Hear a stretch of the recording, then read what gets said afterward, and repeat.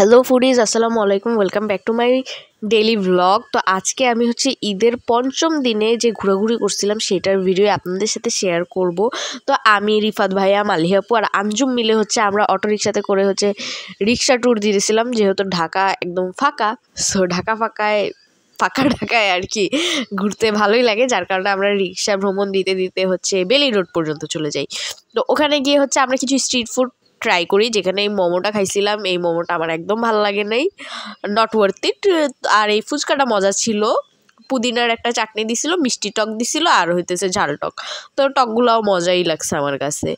আর lastly সবচেয়ে best একটা খাবার খাইছিলাম, এটা একটা আদানা কাবাব আর সাথে লুচি ছিল, এটা অনেক মজা। এরপরে আমরা আবার রিক্সা দিয়ে ঘুরতে ঘুরতে চলে আসছি ফ্রাই বাকেটে।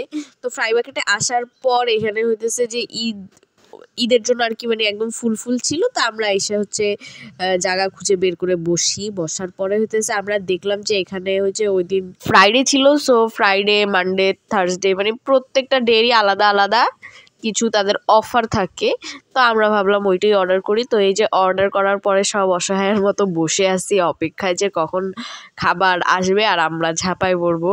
তো আমরা ফ্রাইডে যে কম্বোটা ছিল আর কি অফারের, ওইটা অর্ডার করি, যেখানে 2 পিস চিকেন ফ্রাই ছিল, 4 পিস চিকেন ফ্রাই ছিল, আর একটা ফ্রেঞ্চ ফ্রাই ছিল, 4 পিস চিকেন উইংস ছিল, আর চিকেন পপকর্ন ছিল, আর 2টা কোলা ছিল, ম্যাক্স কোলা।